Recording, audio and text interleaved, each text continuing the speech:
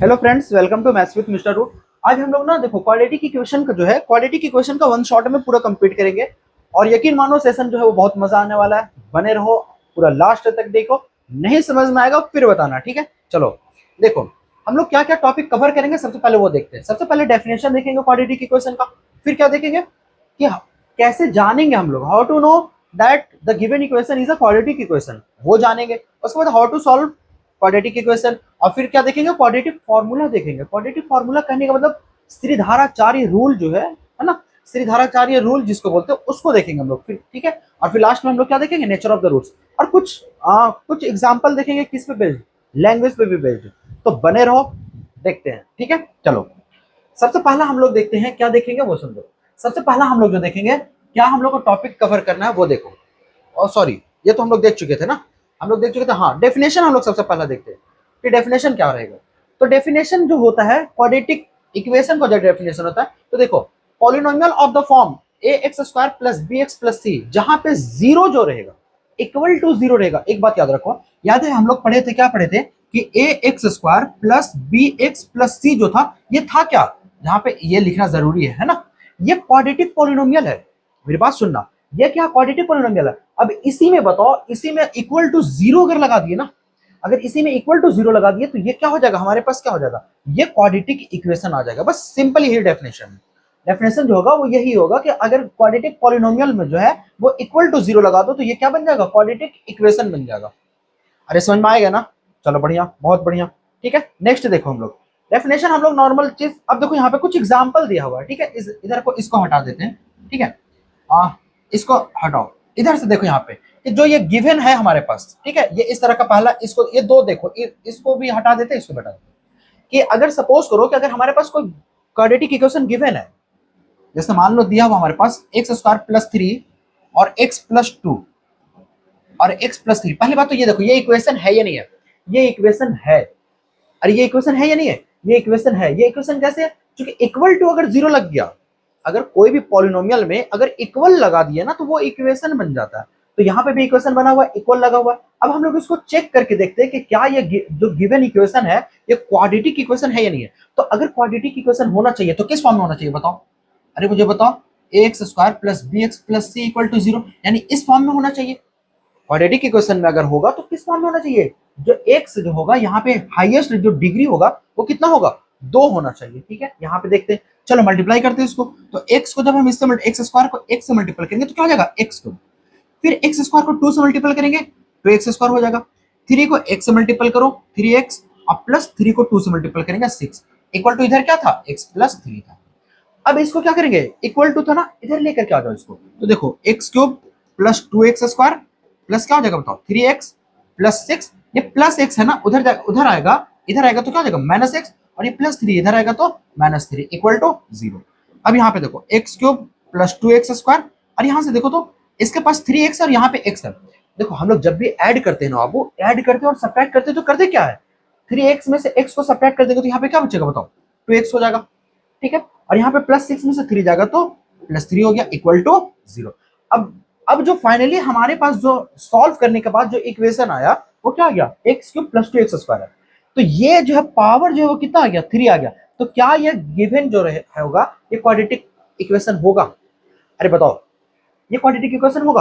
अरे नहीं होगा, क्यों नहीं होगा, सिंपल सी बात है कि यहाँ पे जो डिग्री होना चाहिए यानी हाईएस्ट पावर होना चाहिए वो कितना होना चाहिए, दो होना चाहिए। लेकिन यहाँ पे हाईएस्ट पावर क्या आती है, तो ये क्या हो जाएगा, ये क्या होगा उससे हम लोग को कोई लेना देना नहीं है, ये बस क्वाड्रेटिक इक्वेशन नहीं होगा। हाँ अगर क्वाड्रेटिक इक्वेशन होना चाहिए तो फिर क्या, यहां से लेकर के ये जो दिख रहा है ना, ये हमारे पास क्या है, ये क्वाड्रेटिक इक्वेशन है।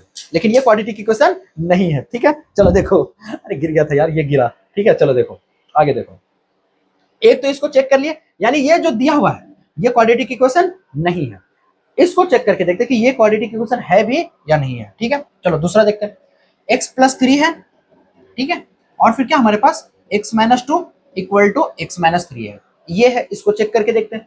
तो इसको जब इससे मल्टीप्लाई करेंगे तो क्या हो जाएगा, एक्स स्क्वायर प्लस एक्स को फिर थ्री को एक्स से मल्टीप्लाई करेंगे थ्री एक्स हो जाएगा, एक्स को फिर माइनस टू से मल्टीप्लाई करेंगे माइनस टू एक्स, और प्लस थ्री को माइनस टू से मल्टीप्लाई करेंगे तो सिक्स, इक्वल टू क्या हो जाएगा, एक्स माइनस थ्री जो था उसको डाल दिया, एक्स स्क्वायर को एक्स स्क्वायर रहने दिया, प्लस थ्री एक्स में से टू एक्स जाएगा तो कितना बचेगा, एक्स होगा, ठीक है, माइनस सिक्स इक्वल टू देखो अब देखो, अब यहाँ पे ये इक्वल है ना, इक्वल का इधर आएगा तो क्या हो जाएगा, साइन चेंज हो जाता है, तो यहाँ पे प्लस एक्स है, इधर आएगा तो माइनस एक्स, और यहाँ पे क्या हो गया बताओ, माइनस थ्री, इधर आएगा तो प्लस थ्री, इक्वल टू क्या हो गया, जीरो।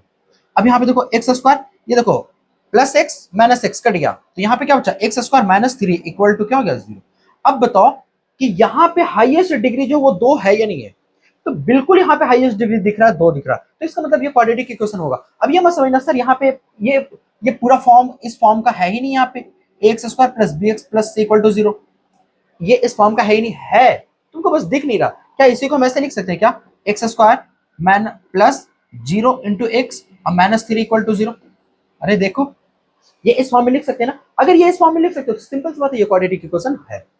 तो सबसे पहले हो सकता है कि चेक करने के लिए आप लोग के पास आ जाएगा कि आप चेक करके बताइए कि जो गिवन इक्वेशन है वो क्वाड्रेटिक इक्वेशन है या नहीं है, तो हम लोग इस तरह से चेक करके बता देंगे। अगर इस फॉर्म में आया, यानी हाईएस्ट जो डिग्री जो है, अगर देख लो कि डिग्री अगर दो आया, डिग्री हाईएस्ट होता है ना, तो डिग्री अगर दो आया तो इसका मतलब वो क्वाड्रेटिक इक्वेशन होगा, अदरवाइज वो क्वाड्रेटिक इक्वेशन नहीं होगा। ठीक है, बहुत बढ़िया। चलो नेक्स्ट देखते हैं हम लोग। नेक्स्ट हमारे पास क्या, अब यहाँ पे सबसे इंपॉर्टेंट जो होता है वो क्या होता है, मिडिल टर्म का स्प्लिट, यानी स्प्लिट मेथड। देखो स्प्लिट मेथड जो है वो हम लोग देखेंगे, यानी मिडिल टर्म को जो है वो हम लोग कैसे स्प्लिट करते हैं, तो समझो बहुत अच्छे से समझना। यानी ये हमारे पास दिया हुआ a x square plus b x plus c दिया हुआ इक्वल टू जीरो, ये इस तरह से हमारे पास क्या रहेगा, हमारे पास गिवन रहेगा, एक इक्वेशन दिया रहेगा क्वाड्रेटिक इक्वेशन, जहां पे ए जो होगा वो क्या होगा, नॉट इक्वल टू जीरो होगा। तो हम लोग को क्या करना है ना, देखो यहाँ पे हम लोग अच्छे से जानते हैं कि ए बी और सी जो होता है, ए बी और सी जो होता है वो होता क्या है बताओ, अरे ए बी सी जो होता है वो क्या होता है, तो ए बी सी होता है, अरे गर्मी लग रहा है भाई, बहुत गर्मी लग रहा है, थोड़ा सा इधर कर लेते हैं, ठीक है। देखो हाँ, और हवा आ रहा है, ठीक है। चलो a x square plus b x plus c equal to zero है, तो इसको हम लोग क्या करो ना, देखो मेरी बात सुनो, पहले ए को ना सी से मल्टीपल कर दो, ए को किससे मल्टीपल करेंगे, सी से मल्टीपल करेंगे, तो ए और सी को मल्टीपल कर दो। और याद रखना, इस बात को बहुत अच्छे से याद रखना, ए बी और सी जो होता है वो क्या होता है, अरे अपना लैंग्वेज में बोलो तो कोई नंबर होगा, कोई भी नंबर होगा। जैसे देखो एक यहाँ पे लिखते हैं, कोई भी लिखते हैं, four x square plus seven x plus three equal to zero. यहाँ पे देखो, इसको देखो, तो यहाँ पे क्या है, यहाँ पे देखो ए की जगह पे देखो, तो ए की जगह क्या फोर, बी की जगह क्या सेवन, और सी की जगह पे क्या दिख रहा है, थ्री दिख रहा है ना। तो उसी तरह कोई ना कोई नंबर दिया हुआ रहेगा, कोई नंबर अगर नहीं दिया हुआ रहेगा तो इसका मतलब क्या समझेंगे, वन होगा, ठीक है। अरे कोई नंबर नहीं दिया रहेगा ना वो, तो हम लोग क्या समझेंगे, उसको वन समझेंगे, ठीक है। चलो देखो आगे देखो, यहाँ पे आ गया, ये हमारे पास जो था वो आ गया, a does not equal to zero, तो हम लोग क्या किया, पहले ए और सी जो गिवन था उसको मल्टीप्लाई करेंगे, फैक्टर करेंगे, वो दोनों को मल्टीप्लाई करके उसके बाद क्या करो, इसको इस तरह से तोड़ दो ना, इस तरह से इसका फैक्टर करके तोड़ो, फैक्टर करके तोड़ना हमको, कि ताकि वो दोनों को ऐड करने पे या फिर किसको सब्ट्रैक्ट करने पे आना किसके बराबर चाहिए, बी के बराबर आना चाहिए। किसके बराबर आना चाहिए, बी के बराबर आना चाहिए। जैसे एक एग्जांपल अगर नॉर्मली अगर हम लोग लेते तो यहाँ पे देखो, फोर और थ्री को मल्टीपल करो, तो फोर और थ्री को मल्टीपल करेंगे तो कितना आ जाएगा, 12 आएगा। अरे फोर और थ्री को मल्टीपल करने पे कितना आ रहा है हमारे पास, 12 आ रहा है। तो इस 12 को फैक्टर करेंगे तो क्या क्या हो जाएगा बताओ, 1 इंटू 12 हो जाएगा। दूसरा इसका फैक्टर करेंगे तो 2 इंटू क्या हो जाएगा, 6 हो जाएगा। तीसरा इसका फैक्टर करेंगे तो 3 इंटू क्या हो जाएगा, 12, 4 हो जाएगा। कोई दिक्कत, ये इसका तीनों फैक्टर हो गया, इसके बाद और फैक्टर इसका होगा नहीं। तो ये फैक्टर करने के बाद हमको बताओ कि ये तीनों में से किसका यूज करे, कि जिसको ऐड करने पे, जिसको ऐड करने पे या फिर सब्ट्रैक्ट करने पे, ऐड करने पे या फिर सब्ट्रैक्ट करने पे आना चाहिए 7 के बराबर, बी के बराबर बोले थे ना। और यहाँ पे जो बी है वो किसके बराबर है, देखो यहाँ पे जो बी है 7 के बराबर है। तो बताओ ये दोनों को जब हम ऐड करेंगे तो किसके बराबर आ जाएगा, 7 के बराबर आएगा। देखो हाँ बोल रहा है, अरे कैसा मूर्ख बालक है बच्चे, नहीं आएगा। ये दोनों को ऐड करने पे किसके बराबर आएगा, 7 के बराबर आएगा। तो ये दोनों को हम लेंगे, क्या होगा बताओ, 3 प्लस क्या करेंगे, 4 होगा। मेरी बात समझ में आया ना। यही बात जो है हम समझाना ये चाह रहे कि सबसे पहले जब भी फैक्टराइजेशन मेथड आएगा ना, तो सबसे पहले ए और सी को मिले, इसी को हम लोग split middle term split method बोलते हैं ना, मिडिल टर्म स्प्लिट मेथड बोलते हैं। तो वो यही काम करेंगे हम लोग, ए और सी को मल्टीप्लाई करके फिर सॉल्यूशन करेंगे, ठीक है। इसको पूरा सॉल्यूशन कर दे, अरे पूरा सॉल्यूशन नहीं करेंगे, हमारे पास है इस तरह का, ठीक है। चलो इस तरह का हमारे पास है, अभी हम लोग बताते हैं। अब यहाँ पे देखो फैक्टराइजेशन मेथड का ये प्रोसेस है, देख लो, हम इधर साइड हो जाते हैं, साइड हो जाए, चलो साइड हो जाते हैं, देख लो पूरा, देख लो ये मेथड था, उम्मीद करते हैं कि देख लिया होगा, ठीक है। अब यहाँ पे देखो, अगर सेम टू सेम जो अभी हम बताना चाह रहे थे उसको ना, वही सेम टू सेम यहाँ पे जो क्या है, इसको लैंग्वेज में लिख दिया, उल्टा पुल्टा लैंग्वेज में, ठीक है। चलो उसको समझने का जरूरत नहीं था, जो हम बता चुके थे वही इनफ था। ठीक है, आगे देखो अब क्वेश्चन पे अप्लाई किया कैसे किया जाए। तो यहाँ पे हमारे पास दो क्वेश्चन दिया हुआ है, दो क्वेश्चन में से यहाँ पे 3x² है। ठीक है, देख लो ये दोनों में से किसी एक पे अप्लाई करते हैं। ठीक है, इसी को सॉल्व करते हैं। ठीक है, ये जो दिख रहा है इसी को सॉल्व करते हैं। तो बताओ यहाँ पे क्या है, ए हमारे पास कितना है 5 और बी हमारे पास कितना है सी कितना है 2। तो 5 और 2 को मल्टीपल करो, तो 5 और 2 को जब मल्टीपल करेंगे तो किसके बराबर आ गया, 10 के बराबर आ गया। देख लो बहुत अच्छे से समझा रहे हैं, 5 और 2 को मल्टीपल करेंगे तो किसके बराबर आ गया, 10 के बराबर आ गया। जैसे ही ये 10 के बराबर आएगा तो हम लोग क्या करेंगे, इसका फैक्टर कर देंगे। तो देखो एक क्या हो सकता है 10 × 1 होगा, अरे पहला फैक्टर क्या हो जाएगा 10 × 1, दूसरा इसका फैक्टर क्या हो जाएगा बताओ 2 × 5 हो जाएगा। और कोई इसका फैक्टर होगा क्या, नहीं होगा। अब हमको लाना क्या है, यही दोनों नंबर का यूज करके, है ना, ये दोनों नंबर या ये दोनों नंबर का यूज करके हमको लाना किसके बराबर है, 11 के बराबर। किसके बराबर लाना है, 11 के बराबर लाना। तो बताओ 5 और 2 को जब हम यूज करेंगे या तो ऐड करेंगे या सब्ट्रैक्ट करेंगे तो क्या 11 के बराबर आएगा, नहीं आएगा। तो कोई बच्चा बता रहा है सर ये दोनों को यूज कीजिए। ठीक है, हाँ तो वही करेंगे बाबू, जो बोलोगे वही करेंगे हम, है ना, आए ही तो इसीलिए। चलो पढ़ो। ठीक है, तो इस दोनों को क्या करेंगे, ऐड कर देंगे 10 + 1। तो यहाँ पे भी क्या करेंगे, वो काम करेंगे। तो देखो एक बात हम फिर से बता रहे हैं, इसको ना ये दोनों को टच नहीं करना यार, ये दोनों सिर्फ ना मल्टीपल करने के लिए, बी का वैल्यू निकालने के लिए ये दोनों रहता है, बाकी बात ये दोनों का कोई काम नहीं है, ये दोनों बस न्यूट्रल हो जाएगा। जैसे ही ये दोनों अपना काम कर दिया, ये दे दिया 11 दे दिया कि भाई तुम कर लो, देख लो, हम लोग दोनों का यूज करके 11 आप ला लिए हो, अब चुपचाप से मेरा काम छोड़ो, अब अपना तुम समझो। तो देखो यहाँ पे ये दोनों को एकदम सेम टू सेम रहेगा, यहाँ पे +2 इसको उतार देते हैं, सेम टू सेम ये दोनों, ये और ये दोनों उतर गया, बचा कौन 11x। 11x को अब हम लोग को क्या करना है, 11x के लिए काम करना है। तो 11x को काम करने के लिए कौन बता रहा है, ये बता रहा है। तो एक बार हम इसको क्या लिख सकते हैं 10x लिख सकते हैं, और एक बार 1 है तो 1 की जगह पे सिर्फ x लिख सकते हैं। अरे 1x नहीं लिखते यार, समझो तो। ठीक है, अब ये हो गया। अब यहाँ पे देखो हमेशा जब भी तुम लोग क्या करोगे ना, जब भी इस तरह का क्वेश्चन सॉल्व करोगे तो तुम्हारे पास 4 टर्म आएगा। कितना टर्म आएगा, 4 टर्म आएगा। देखो 1 टर्म 2 3 और 1 कितना 4 टर्म। 4 टर्म में क्या करो ना, 2-2 टर्म को क्या कर दो, 2-2 टर्म ले लो। अब 2-2 टर्म हम लोग जैसे ही लिए तो ये दोनों से क्या करो कॉमन लो। ये दोनों में कॉमन क्या दिख रहा है हमारे पास, 5x दिख रहा है। और यहाँ पे 5x जैसे ही लिए तो यहाँ पे क्या बचा x, और यहाँ पे क्या बचा 2 बचा ना। सेम टू सेम ये दोनों में कॉमन देखो कुछ है क्या, नहीं है, तो इसको x + 2 इसी तरह से उतार दो, कोई दिक्कत नहीं ना। अब यहाँ पे देखना बहुत अच्छे से सुनो, ये दोनों को यहाँ पे देखो, ये दिख रहा है और ये दिख रहा है। यहाँ पे कॉमन जो हमारे पास क्या दिख रहा है, x + 2 यहाँ पे दिख रहा है और x + 2 इसके पास है। दोनों में x + 2 थे, x + 2 को जब कॉमन लेंगे तो यहाँ पे क्या बचेगा बताओ, 5x बचेगा। अरे देखो x + 2 को कॉमन लेते यहाँ पे 5x, और यहाँ से पूरा x + 2 को ले लिया तो यहाँ पे क्या बचेगा 0। इतना मारेंगे ना कि याद रखना, कोई बच्चा भी 0 नहीं लिखेगा यार। यहाँ पे देखो जब कॉमन लेते हैं ना, तो कॉमन का ये रूल है ना कि जब भी पूरा कॉमन ले लेते हो तो वहां पे 1 बचता है, इक्वल टू क्या हो गया 0 हो गया। अब बताओ x + 2 = 0, 5x + 1 = 0, दोनों बराबर 0 लिखते हैं ना। अरे ऐसा क्यों लिखते हैं, पर देखो बताते हैं। इसका रीजन ये होता है ना कि x का वैल्यू ऐसा रखो ना, x का कोई भी ऐसा वैल्यू रखो कि वो जब इस यहाँ पे पुट करोगे तो वो 0 के बराबर देगा। इसी वजह से हम क्या करते हैं, एक x + 2 = 0 लिखते हैं, और एक बार और क्या लिखते हैं 5x + 1 = 0। तो बताओ x + 2 उधर गया तो क्या हो जाएगा बताओ, -2 हो जाएगा। तो यहाँ पे क्या हो गया -2, यानी एक x का वैल्यू कितना आ गया -2 आ गया। और दूसरा देखो 5x, ये +1 उधर गया तो -1, यानी x का एक जो वैल्यू आएगा वो कितना आ जाएगा -1/5 आएगा। कोई दिक्कत नहीं ना, बहुत बढ़िया। अगर कोई दिक्कत नहीं है तो चलो आगे देखते हैं। उम्मीद करते कि ये तो समझ में आ गया। स्प्लिट मेथड फिर से देखो, याद रखना पीछे का याद है ना, a और c को क्या करेंगे हम लोग, देखो a और c को मल्टीपल करो, मल्टीपल करके इस तरह से उसको फैक्टर करो ना, ये देखो ये तरीका, इस तरह से उसको फैक्टर करो, उस तरह से फैक्टर करो कि ताकि वो जो है वो किसके बराबर आ जाए, मिडिल टर्म के बराबर आ जाए। मिडिल टर्म हमारे पास जो भी रहेगा 11 के बराबर, 11 है तो 11, यहाँ पे देखो यहाँ पे कितना 8 है, तो देखो 4 और 3 को मल्टीपल करोगे तो कितना हो जाएगा 12। अब 12 को अच्छा चलो यहाँ देखते हैं, तो ये देखो ये इक्वेशन है ना, 3x² + 8x + 4 है = 0। मल्टीपल करोगे 4 और 3 को तो 12, अब 12 को 8 लाना तो क्या करोगे बताओ, 12 को 8 लाना तो हम पहली बात तो पहले इसको फैक्टर करेंगे 12 × 1, फिर क्या करेंगे 2 × 6 और एक और 3 × 4 आएगा। तो बताओ हमको अगर 8 लाना है तो हम किसका यूज करेंगे, 4 और 3 का नहीं, किसका यूज करेंगे 6 और 2 का। 6 + 2 कितना हो जाएगा 8 के बराबर हो जाएगा। समझ में आ गया, अरे समझ में आया ना, बहुत बढ़िया। ठीक है, इस तरह का क्वेश्चन जो है वो तुम लोग बना लो, है ना। ये माइनस वाला भी सेम टू सेम उसी तरह, देख लो यार हम स्प्लिट कर दे रहे, बाकी बात कॉमन ले लेना, स्प्लिट हम कर दे रहे, कॉमन लेना। 7 और 2 को मल्टीपल करेंगे तो कितना हो जाएगा, 7 × 2 कितना हो जाएगा बताओ 14 हो जाएगा, सॉरी 7 × 2 कितना हो जाएगा 14 हो जाएगा। 7 2 अगर 14 हो गया और 7 और 2 जो होगा, देखो अब इसी को तोड़ देते, इसी में तोड़ दे, 14 इंटू 1 और एक और किस में 2 इंटू 7 में। अब बताओ कि हमको लाना -9 लाना ना, तो किसका यूज करके -9 लाएंगे, ये दोनों में माइनस लगा देंगे, -2 और -7, क्या हो गया -9 आ गया। अब कोई बच्चा बोल रहा है सर आप तो जब आपका दिल कर रहा है माइनस लगा दे रहे, जब दिल कर रहा प्लस लगा दे रहे। भाई सेम टू सेम आप भी यही करो यार, तुम भी यही करो, हम जब ये कर रहे हैं तो तुम भी करो, कोई दिक्कत नहीं, कोई गलती नहीं है इसमें, ठीक है।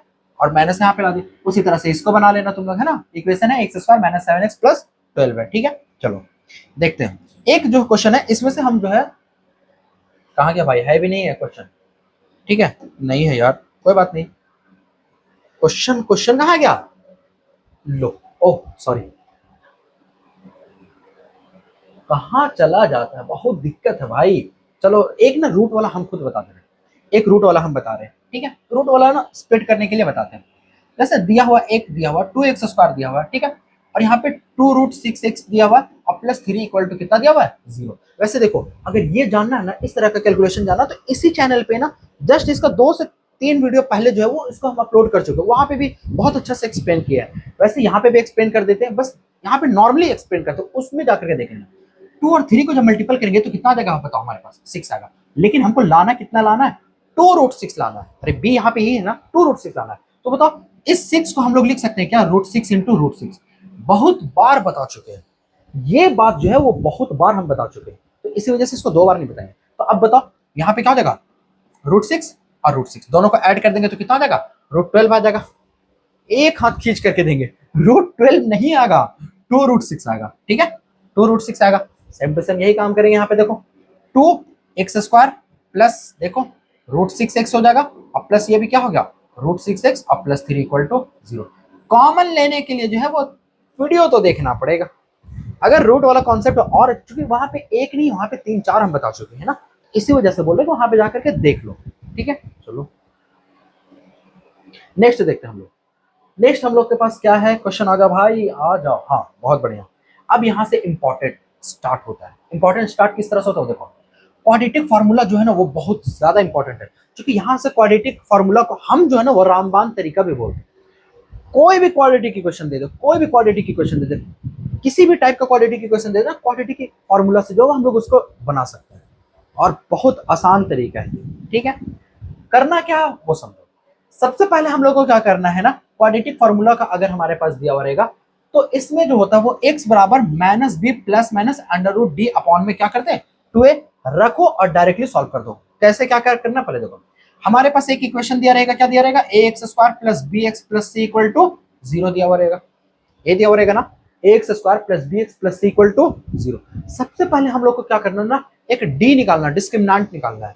अब वो क्या होता है नहीं होता है उसके बारे में जस्ट बताएंगे, पहले डी निकालना है। डी जो होता है वो डिस्क्रिमिनेंट होता है, ठीक है, क्या होता है इसका बताएंगे, नेचर ऑफ द रूट्स में जस्ट इसका जिक्र करेंगे। अभी के लिए फिलहाल बस इतना समझो, डी जो होता है वो b² - 4ac होता है। डी जो होता है क्या होता है, b² - 4ac होता है। यानी यहाँ पे देखो, यहाँ पे जो b दिख रहा है ना, ठीक है, और a दिख रहा है, और फिर क्या दिख रहा है, c दिख रहा है, तो ये होता है हमारे पास d बराबर होता है, ठीक है, बढ़िया। तो इसको निकाल लो, इसका जो भी वैल्यू आएगा, इसका जो भी वैल्यू आएगा, अब हम लोग क्या करेंगे, जो x बराबर जो होता है वो देखो ये होता है -b plus minus √d upon में क्या हो जाएगा 2a हो जाएगा, और यहाँ पे डायरेक्टली रखेंगे ना तो क्या हो जाएगा, x का वैल्यू निकल जाएगा। आसान तरीका है दोस्त, बहुत आसान तरीका है इसको सॉल्यूशन करने का। देखो देखो इसको अप्लाई करते हैं हम लोग, पहले इसको देख लेना, देखो कहीं पे ये रखे ना, चलो इसको देख लिया, ठीक है, सब कुछ देख लो, देखो डिस्क्रिमिनेंट यहाँ पे लिखा हुआ भी है, ये डिस्क्रिमिनेंट लिखा हुआ भी है, ठीक है। चलो अब यहाँ पे देखते हैं,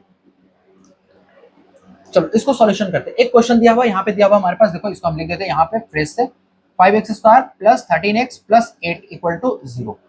सबसे पहले हम लोग को डी निकालना है। देखो हम लोग किसका यूज कर रहे हैं, इस चीज को श्रीधाराचार्य रूल बोलते हैं या क्वाड्रेटिक फार्मूला भी बोलते हैं। तो हम लोग इसको जो सॉल्यूशन कर रहे हैं वो किससे कर रहे हैं, क्वाड्रेटिक फार्मूला से कर रहे हैं, ठीक है। तो क्वाड्रेटिक फार्मूला से जब हम लोग इसको कर रहे हैं तो किस तरह से हम लोग सॉल्यूशन करेंगे वो देखो, ठीक है। क्वाड्रेटिक फार्मूला से करें 5x², तो a बराबर जो हमारे पास है वो कितना 5 है, b बराबर कितना है 13, और c बराबर जो है कितना है 8 है। तो हम पहले d निकालेंगे, पहले क्या निकालेंगे, d बता चुके थे ना, पहले d निकालो। तो जब d निकालेंगे तो क्या हो जाएगा बताओ, b² - 4ac हो जाएगा। तो b हमारे पास कितना है बताओ, b हमारे पास 13 है, तो 13 का स्क्वायर कर दो, -4 का 4 ए हमारे पास कितना बताओ 5 और सी कितना है 8 है। तो 13 का जब स्क्वायर करेंगे तो क्या हो जाएगा 169 हो जाएगा 13 का स्क्वायर माइनस 5 4 जा कितना हो जाएगा 5 4 जा 20 और 20 को 8 से मल्टीप्लाई करेंगे तो कितना हो जाएगा 160 हो जाएगा। यानी बचा कितना हमारे पास बचा 9 बचा।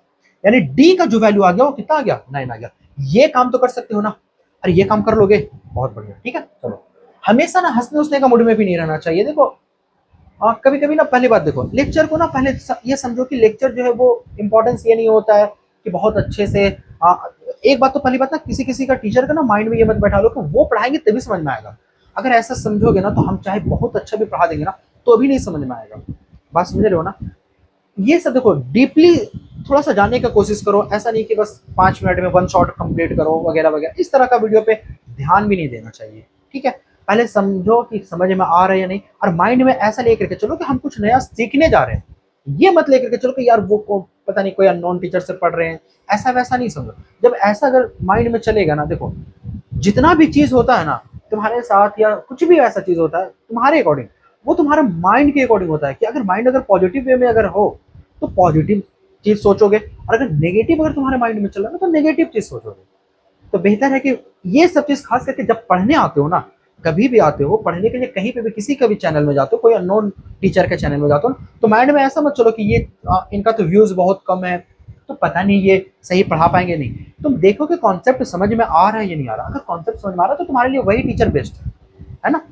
चलो बढ़िया, इतना लेक्चर आज के लिए इनफ है। ठीक है चलो, डी हम लोग निकाल दिए। अब डी निकालने के बाद क्या निकालना हम लोग को, एक्स का वैल्यू निकालना। तो एक्स बराबर हम बताए थे, क्या बताए थे बताओ, माइनस बी प्लस माइनस बताए थे plus minus root d upon में क्या हो जाएगा 2a, ये बताए थे ना, डायरेक्ट फॉर्मूला बताए थे।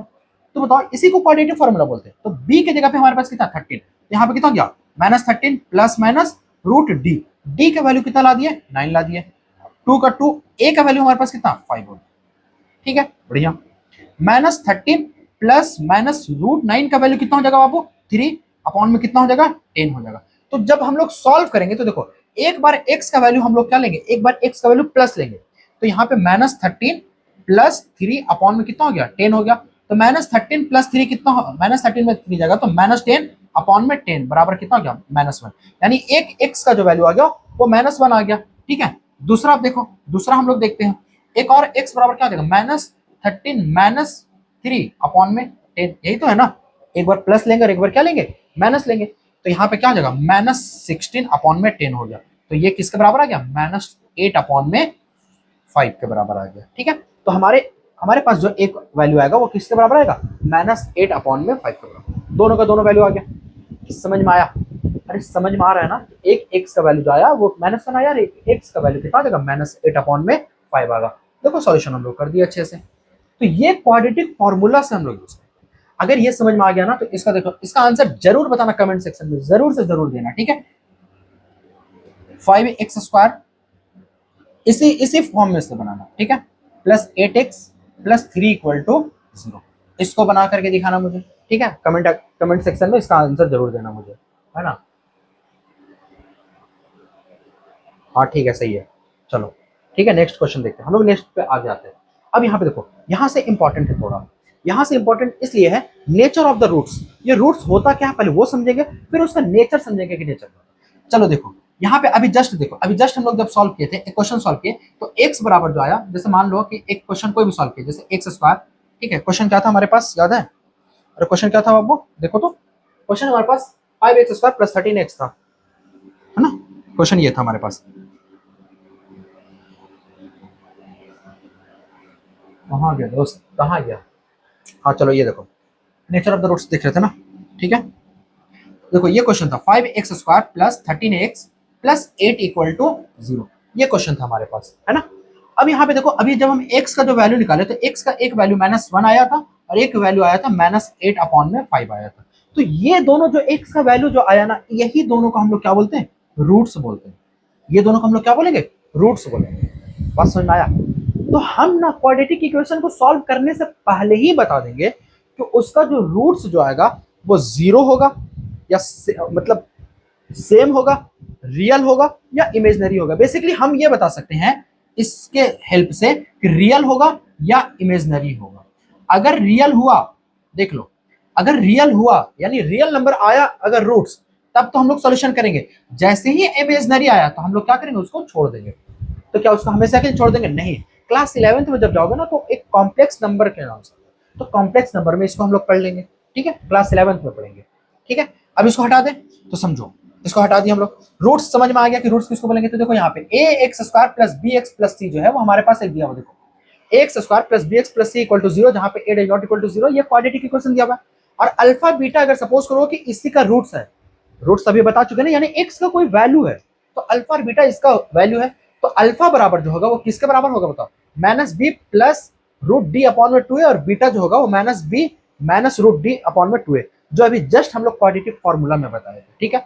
तो अब इसमें देखो, इसमें 3 कंडीशन है, ये तीनों कंडीशन बहुत इंपॉर्टेंट है, तीनों कंडीशन हम खुद बता रहे हैं, कंडीशन हम खुद बता दे रहे हैं, ठीक है। कंडीशन देख लो, पहला कंडीशन होगा जब हम लोग अभी हम बताए थे ना कि सबसे पहले क्या करेंगे, डिस्क्रिमिनांट हम लोग यूज करेंगे, डिस्क्रिमिनांट को हम लोग क्या करेंगे, डिस्क्रिमिनांट निकालेंगे, यानी डी निकालेंगे बेसिकली, और डी बराबर क्या था, बी स्क्वायर माइनस 4ac, इसका वैल्यू निकालो, d equal to b square minus 4ac, इसका वैल्यू निकालो। जब इसका वैल्यू निकालेंगे तो देखो 3 कंडीशन हमारे पास आ सकता है। क्या क्या कंडीशन आएगा, पहला कंडीशन आएगा कि डी जो है वो बराबर 0 हो सकता है। अगर जब डी बराबर 0 हो जाएगा, समझना बहुत अच्छे समझना, सुनना, ये किसका हम बात करें, कोई भी क्वाड्रेटिक इक्वेशन एक दिया रहेगा, अरे एक क्वाड्रेटिक इक्वेशन हमारे पास दिया रहेगा ना, x square plus b x plus c equal to 0, ये दिया हुआ रहेगा, जहां पे a does not equal to 0 ये रहेगा। अब समझो कि ए जो है, डी हम लोग सबसे पहले निकालेंगे, डी बराबर क्या होता है, बी स्क्वायर माइनस 4ac। जब डी निकालेंगे तो हमारे पास 3 कंडीशन आ सकता है। क्या क्या कंडीशन आएगा, देखो पहला तो कंडीशन आएगा डी बराबर 0 होगा, ठीक है, पहला डी बराबर 0 होगा। दूसरा देखो हमारे पास क्या हो जाएगा, डी ग्रेटर देन 0 होगा, यानी कोई नंबर डी का जो वैल्यू होगा वो 0 से बड़ा होगा। और तीसरा कंडीशन क्या आएगा बताओ, तीसरा जो कंडीशन आएगा वो डी लेस देन 0 आएगा, यानी डी का वैल्यू नेगेटिव होगा, तो क्या जाएगा, 0 से छोटा होगा, ठीक है। 3 ही कंडीशन आएगा, चौथा कोई कंडीशन आएगा क्या, अरे चौथा कोई कंडीशन आएगा नहीं आएगा, 3 कंडीशन आएगा। तो अब देखो, तो इसका रूट्स का नेचर देखो, नेचर ऑफ द रूट्स हम लोग देखना चाह रहे हैं ना, तो नेचर ऑफ द रूट्स में यहाँ पे देखो लिखा हुआ है कि अगर डी जो है, अगर डी किसके बराबर आ गया, ग्रेटर देन 0, ग्रेटर देन 0 करने का मतलब ये सेकंड कंडीशन, अगर सेकंड कंडीशन आ जाएगा तो 2 डिस्टिंक्ट रियल रूट्स हम लोग को देखने को मिलेगा। जब अगर डी का वैल्यू अब वो, अगर डी जो है वो ग्रेटर देन 0 आ जाएगा ना, तो जो एक्स का जो वैल्यू हम लोग को देखने को मिलेगा वो दोनों अलग अलग रहेगा, और दोनों कैसे रहेगा, रियल रहेगा, दोनों कैसा रहेगा, रियल रहेगा, और दोनों कैसे कैसा वैल्यू रहेगा, अलग अलग रहेगा। अलग अलग कहने का मतलब एक 5 आएगा तो एक 7 आएगा, एक -3 आएगा तो एक -8 आएगा, एक -5/7 आएगा, एक 5 आएगा, मतलब दोनों का वैल्यू जो होगा वो अलग अलग होगा। वो कब, किस कंडीशन में, जब डी ग्रेटर देन क्या होगा, 0 होगा। समझ में आ गया ना, बहुत बढ़िया। दूसरा कंडीशन देखो यहाँ पे, देखो दूसरा कंडीशन यहाँ पे लिखा हुआ कि अगर इक्वल टू 0, यानी ये वाला आ गया, अगर डी इक्वल टू 0 आ गया तो क्या होगा, तो जब डी इक्वल टू अगर 0 आ जाएगा, डी इक्वल टू 0 आएगा ना, तो एक्स जो होगा, एक्स का जो वैल्यू होगा वो दोनों सेम होगा, यानी दोनों क्या होगा, सेम होगा, यानी एक अगर 5 आएगा तो ये भी 5 आएगा, अगर ये -7 आएगा तो ये भी -7 आएगा। कहने का ये मतलब हुआ कि एक्स का वैल्यू जो होगा वो दोनों क्या होगा, सेम ही होगा। कब, जब डी इक्वल टू क्या होगा, 0 होगा।